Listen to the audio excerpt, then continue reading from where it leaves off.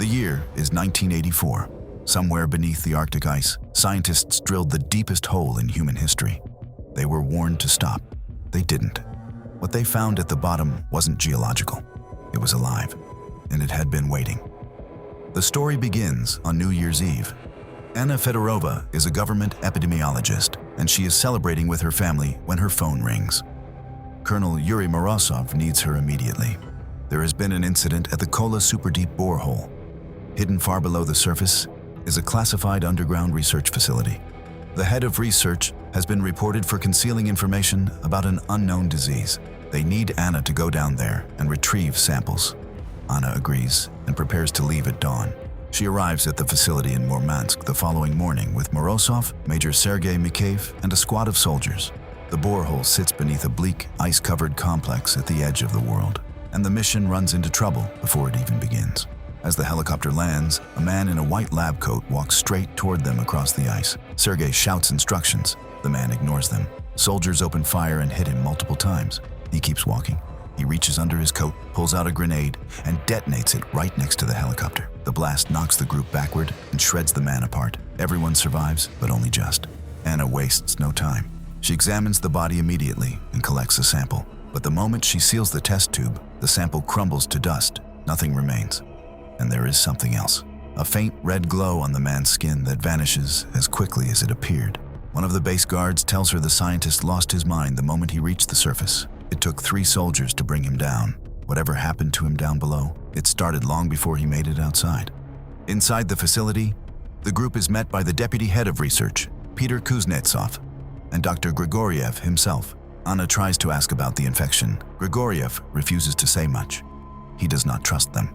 His conditions are simple. He will give them access to retrieve a sample and ensure a safe evacuation of any survivors. Nothing more. He also refuses to explain why he locked the surviving workers in the lower levels in the first place.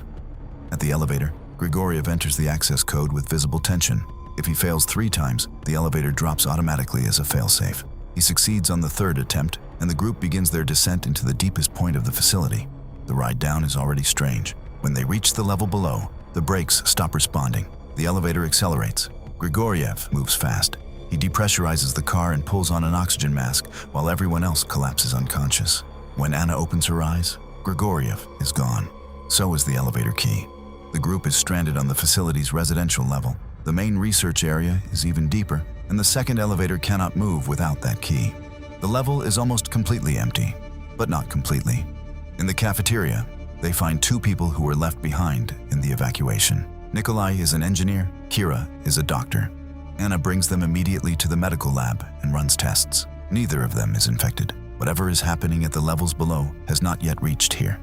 Then Grigoriev appears. He steps out of the shadows and speaks directly to Anna. His voice is calm but urgent. He tells her to take everyone back to the surface through the ventilation shafts, right now, while it is still possible. He says people should always be the priority.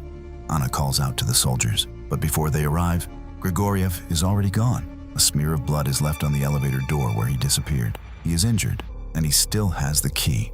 The group makes a decision. Sergeant Igorov leads a squad of soldiers through the access shafts, wearing heat protective suits, to reach the lower research level and find both the key and any survivors. The shaft doors have been sealed by Grigoriev. They force them open, and the moment the doors swing wide, they find something none of them expected. A young woman is standing in the opening. She's not wearing any protective gear. She has walked up through heat that should have been unsurvivable. Her name is Olga, and she is a laboratory assistant from the level below. She can barely stand. The soldiers bring her to the medical lab, while Igorov and his team descend into the shafts. Anna begins her examination. Olga has a high fever, but insists she feels cold. Her eyes are unfocused. When Anna carefully removes her gown to check her back, she stops. Olga's back is covered with a dark, spreading growth, something between mold and living tissue. Anna takes a sample. Olga says it does not hurt, not even when Anna makes a small cut. She feels nothing at all. Anna places the sample under the microscope. What she sees is a cellular parasite, a highly virulent mold strain unlike anything recorded. Fungi and molds are among the least studied life forms on the planet, and this one is entirely unknown. That is enough for Morozov. He orders the operation shut down and begins preparing for evacuation. Nikolai starts working on forcing the elevator back to their level, which will take at least an hour. Then the intercom activates. Grigoriev's voice fills the room. He tells them he hoped they would have already escaped through the shafts, But since they have not, he has no choice. He apologizes. A moment later, an explosion shakes the entire facility. Grigoriev has detonated a charge deep in the structure. The blast destroys the pressure pump. According to Nikolai, this means the facility will collapse within 1 hour. In the medical lab, Olga's body begins to glow. She loses control. The glass separating her from the room shatters. She attacks Kira. Anna and Sergei run for the lab to respond, and what they find stops them cold. The walls are covered in mold, the air is thick, and Olga is no longer standing. She is partially fused to the floor, her body breaking apart from the inside. But she is still alive, still moving.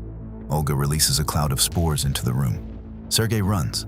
Anna grabs a gas mask just in time. Then she sees Kira.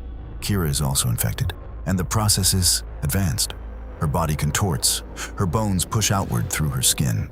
She collapses. Anna uses a fire extinguisher to clear a path to the door, gets out, and shuts the lab behind her.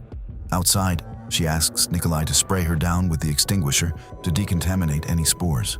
Then she goes to find Sergei. She finds him quickly, but it is already too late. He is infected. He has lost his sight. Anna explains what she has worked out to Morozov and the others. The mold cannot survive cold temperatures.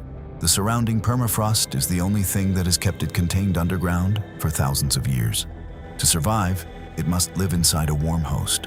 If that host dies in a cold environment, the mold dies with it. The permafrost is its cage, and right now, they are inside it. Morozov's plan is to ascend through the shafts while wearing heat suits, even with the infected Sergei, and reach the surface before the facility collapses. The group prepares. Then the radio crackles. It is Igorov. His voice is strained. He tells them not to open the shaft doors under any circumstances, not even for them. Gunfire erupts in the background, then silence.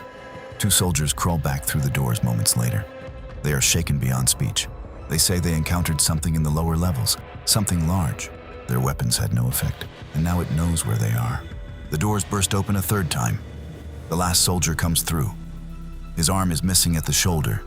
He looks at his team, he looks at his arm. Then he takes a knife and ends his own life before anyone can stop him. The shaft doors slam shut. Whatever is down there has reached the door and begins pounding against it from the other side. The walls shake with each impact. Sergei makes his decision. He and the surviving soldiers will stay behind and hold the door long enough for the others to use the elevator. Anna, Nikolai, Peter, and Morozov get in. Sergei looks toward Anna one last time. Then the doors close. Nikolai has rigged the elevator to fall. The pressure during the drop makes it nearly impossible to reach the brake lever. Anna unbuckles herself, fights across the shaking car, and pulls it. The elevator lands hard on the lowest level. The cold hits them immediately. This level is far colder than anywhere above. Every surface is coated in ice. In one of the rooms, a pre-recorded audio message plays. A scientist, speaking years before any of this happened, explains that the mold has existed since before the Ice Age. The permafrost trapped it underground, but it has already begun to adapt. It has learned to absorb hosts and fuse them, combining their body heat to survive in colder environments. Eventually, it will reach the edge of the permafrost and escape. The recording ends. The group searches for survivors. They find none. Instead, they find a wall. Dozens of people fused together in a mass of infected tissue. All of them died when the cold reached them. All of them are still recognizable. Morozov volunteers to enter the 200-degree area where the mold is still active, to retrieve the elevator key from Grigoriev. He takes a protective suit from storage. The others wait. Anna makes a decision that takes her to the edge of what a human body can survive. She enters the hot zone without any protection at all. The theory is that an unprotected person can last a few minutes in that environment. She will either find Morozov and the key, or she will not come back either. Blisters rise on her skin almost immediately. She finds Morozov on the ground. His suit was sabotaged by Grigoriev before they ever left the surface. He never had a chance, but his hand is still closed around the elevator key. Anna takes it. Through the haze of heat, she can see the mold glowing on the walls all around her, pulsing slowly. She runs. She makes it back. Nikolai moves to help her, but Peter steps forward with a weapon aimed at both of them. He has made his decision. He wants the key. He wants the fame that comes with bringing back proof of this discovery. He has spent his career waiting for a moment like this, and he is not leaving it behind. He takes the key, forces Anna and Nikolai into the elevator at gunpoint and brings them back up to the residential level. At the elevator corridor leading to the surface, Peter moves to leave them behind and take the elevator alone. He steps forward. Then the shaft door opens. What comes through is enormous. It fills the corridor.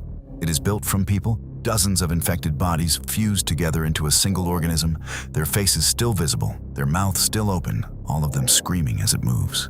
It takes hold of Peter. He is absorbed into it before he can make a sound. Anna runs. The creature follows. She moves through the cafeteria and pulls open the freezer door. Inside, she strips off most of her outer clothes and pours ice-cold water directly over her skin. Her body temperature drops fast. Her logic is simple. If the mold cannot survive cold, it cannot infect a host whose temperature is already too low to sustain it. She goes back out into the cafeteria. The creature is waiting. She drops low and crawls beneath it, reaches into what remains of Peter, and pulls out the elevator key. Then she is through the doors and running. She finds Nikolai. Together, they sprint for the main elevator. As the creature tears through the wall behind them, they throw themselves inside, and the doors close just as they reach them. The elevator begins to rise. Then they see Sergei. He is on the floor of the elevator, melting. The infection is in its final stages. He is conscious and begging them not to take him to the surface. He knows what happens if he goes out into the open air. The spores will be uncontainable. It will be the end of everything. Anna stops the elevator. Nikolai does not accept that. He reactivates it. The two of them fight for control. Nikolai is stronger. He gets his hands around Anna. He is about to end it. Sergei lifts his arm. What remains of it is mostly bone. He drives it into Nikolai. Nikolai goes still. The elevator keeps rising. Anna kneels next to Sergei. He has been asking her all about her mission and where she is from. She tells him. She kisses him. Then she goes back to work. She remembers the failsafe. Entering the wrong code 3 times sends the elevator into freefall. She begins pressing the numbers. Her own body is glowing now. The infection is inside her. She manages the first wrong attempt, then the second. The elevator reaches the surface. A hazmat team swarms the car before she can finish. They drag her away from the controls. She is surrounded, overwhelmed, pulled into a van. The facility doors close behind them, but Anna is not done. In the chaos, she takes a grenade from one of the hazmat soldiers. When the van slows, she gets out. She is outside in the Arctic cold. Soldiers are closing in. In the distance, more vehicles are arriving. More scientists. More people will want to go back down there. People who will find what is left. People who will bring it back up. Anna detonates the grenade in the open Arctic air. The cold kills the mold. She dies, keeping it buried. The ending leaves one question deliberately open. The facility is destroyed and the elevator is gone. But the mold existed long before the borehole. The permafrost is its cage, not its tomb. And the permafrost is melting. The Superdeep is a 2020 Russian horror film loosely inspired by the Kola Superdeep Borehole in northwestern Russia, the deepest hole ever drilled by humans. The film takes that real-world unease and builds a creature feature around it with a strong internal logic, a protagonist who earns her ending, and a final image that stays with you. If you enjoyed this recap, hit like and subscribe for more. Thanks for watching.